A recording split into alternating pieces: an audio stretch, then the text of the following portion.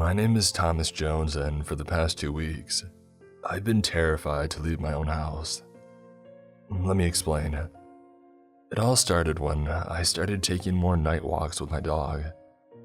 I worked mostly nights since I was a kid, so this really didn't strike me as odd. If anything, I could never get used to going for a walk during the day. Too much sound and too many people. It just always rubbed me the wrong way. Anyways, I usually go for about a 30 to 45 minute walk most nights with my dog. I usually take the same lap around a few blocks and then just come back home on the next street over. Well, 2 weeks ago, I decided to take a different route because the one I had been doing was getting boring, and I even think my dog was getting sick of it. So instead of heading north like usual, we ended up heading south towards town. This is usually not ideal, because there are a lot more people in that direction, but at the time that we go, it really doesn't matter. It is a chilly winter night, so I'm bundled up and have my headphones in, so I can listen to something as I walk. I'm kind of a weirdo, so I tend to listen to something a little spooky to get my blood pumping as I walk. It adds to the experience of the walk for me. So it isn't unusual for me to get a little spooked out as I'm walking. On the other routes I normally take, I've seen all the nooks and crannies, so it doesn't really spook me out anymore. This was a bit different. I wasn't used to going to this part of town at night, so I was a little nervous. I don't usually see anyone walking around at night on these walks, especially since winter is hit. I made it about 20 minutes into my walk when I caught a glimpse of someone walking in my direction on the same side of the street. I moved on the outside of the snowbank since I had my dog and I didn't want her to jump on them. This person struck me as a bit odd because they were pretty young and were definitely not dressed for the weather. I took out my headphones and asked them if they were okay. They didn't respond at all, and they just stared at me. I asked again, but had no luck with a response the second time either. I asked if they needed me to call someone for them, and for the third time I got nothing in response. I decided that maybe this was a teenager and was just too damn cool to talk to me or wear a jacket. I did notice something was a bit strange because my dog wasn't reacting to this person at all. Usually, she would be hopping around like a jackrabbit, trying to get this person to pet her. The person noticed that I had stopped talking to them, and just continued down the road like I hadn't even talked to them at all. I chalked it up to weird stuff happening at night, and I continued on with the walk. This was definitely going to be a shorter walk. That kid had kind of freaked me out. I would take the next left to the next road and start working my way back to the house. A minute later, I turned left onto the new street and was shocked to see the same teen that I had seen a minute ago, sitting on a stoop about 2 houses down the street from me. He stared at me now, very intently. Gone was the expressionless look I had received earlier. It felt like he was staring right through me, and if looks could kill, I would have been dead on the spot. I moved to the other side of the road because I honestly couldn't figure out how he had beat me over here when he was going in the opposite direction. He kept staring at me as I walked by, and I was grateful that this was such a short road, and that I could take another left and hopefully be done with this odd kid. I could feel his eyes on me as I had my back turned to him, and I had goosebumps all over. I had never experienced something this odd in any of the walks that I had taken in my life.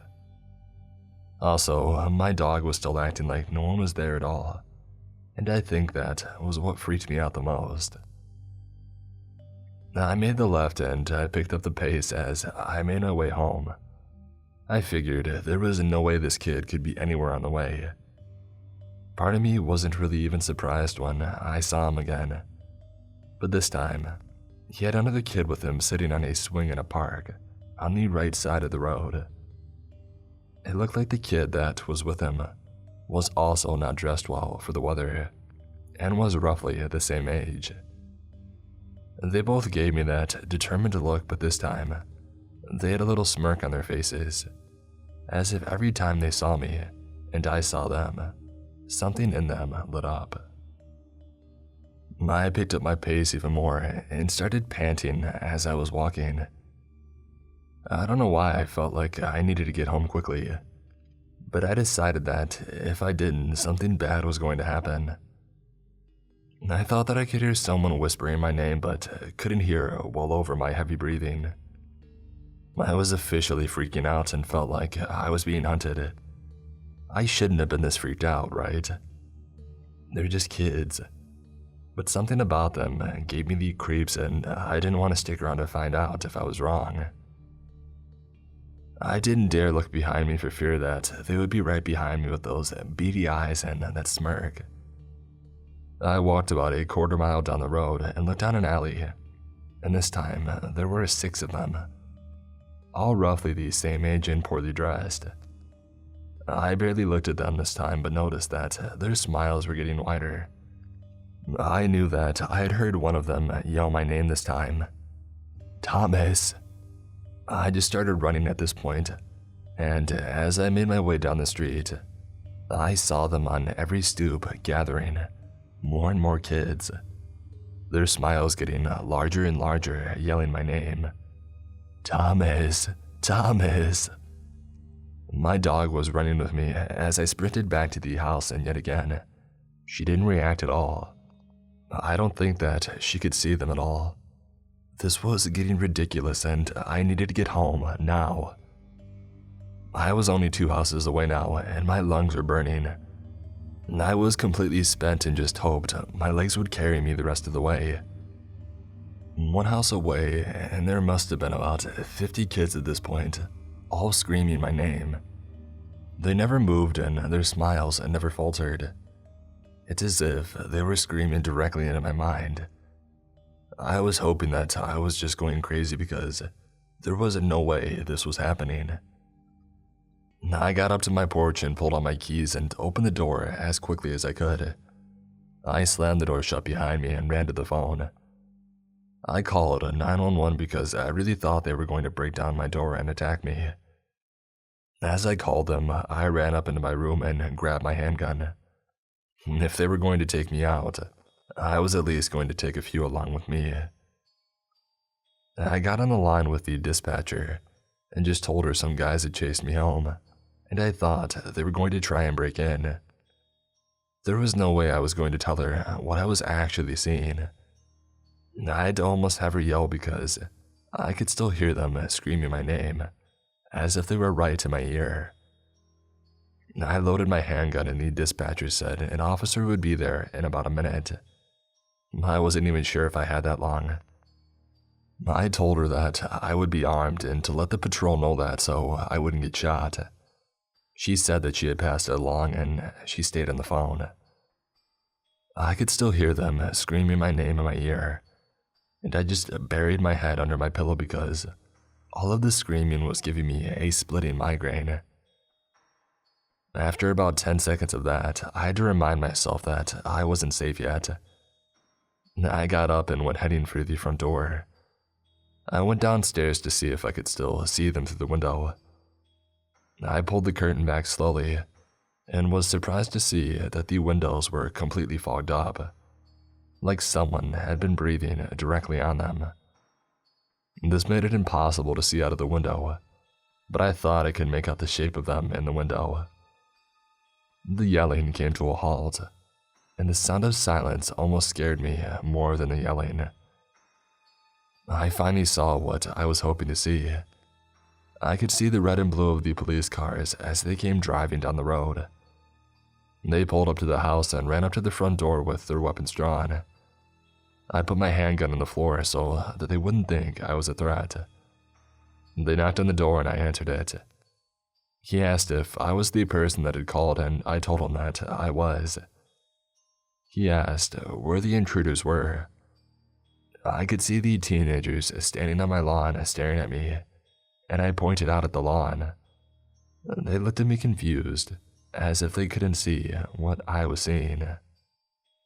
They told me that they didn't appreciate being brought out here for a joke.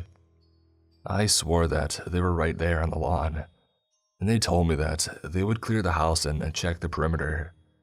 I thought to myself that I must be going crazy if these guys can't see these kids. It almost makes more sense this way. I mean, how could this even be possible? It is more plausible that I'm going crazy, or that these police officers can't see someone standing almost right in front of them. The officers went into the house and did a thorough search of it. All the while, I stayed at the front door, just staring back at the original teenager. He just stood a little ahead of the rest of them. There is a massive circle of them around my house now. I don't think I could even see a way out of here. The cops told me that they didn't find anything, and I pretty much just accepted that I must have had a nervous breakdown. They told me again that I shouldn't waste their time like this, but if anyone does come and try to break in, to call again. I thanked them for their time and I went back into the house. As soon as the cops left, the windows cleared up and I could see them in all of my windows. I ran to my room and I hid under the covers, like I would when I was a kid. I'm not sure when, but at some point, I finally fell asleep. When I woke up, I couldn't see any of them in my windows, and there didn't seem to be any sign of the kid. I chalked it up to it having to been a bad dream, and I tried to go on with my day. A few days went by without anything eventful happening. That was until I tried to go for another walk again. This time, I went to my normal route and I went earlier in the night. I didn't see anything until I was about 5 minutes from coming back to my house. And that's when I saw him, walking on the opposite side of the street. He looked at me with the biggest smile I'd ever seen, and I just ran for my front door. Luckily this time he didn't run me down, but I felt like I was being watched as I ran home. I haven't left my house since that night. He has been sitting under a tree in front of my house and always seemed to know where I am in the house, because every time I look out the window, he is staring directly at me. I don't know what he wants, but I feel like if I go out there again, I'm not going to make it back. My neighbors don't even seem to notice he is there because they've walked by him plenty of times and never mentioned anything. It got down to -2 last night, and he just sat there like nothing bothers him. I kept hearing him whisper my name to me, over and over again. I think he's trying to drive me crazy, or hell, I might already be crazy. I woke up this morning and of course, he was right there waiting for me under that tree like usual. I heard the mailman walking up the driveway, and walked up to the door to get the mail from him. I couldn't risk going down to the mailbox to get it, just in case that was enough for him to get me. I really thought that I was nuts, until the mailman asked me why there was a kid sitting on my lawn. I was so happy to hear him ask that, and I completely broke down in tears. I told him everything, and he just stood there wild-eyed. He had been seeing the same kid walking around his house as well. I asked him how long ago he had seen him, and he told me it had been about 3 weeks.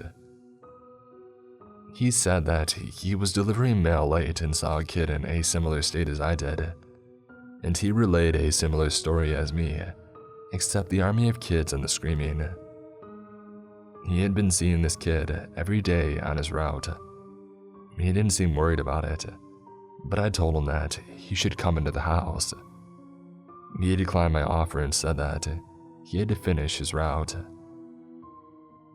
I watched him walk away, and didn't realize at the time that it was the last time I would see him alive. I saw on the local news that he had frozen to death while out on his route. It didn't make any sense either, because it was a relatively warm winter day. I've come to the conclusion that I only have a week left. He made it about 3 weeks before that kid got him.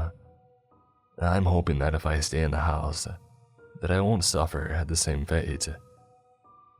But all I can say is that you should not talk to strangers at midnight, or you might be stuck in the same situation as I am. Wish me luck.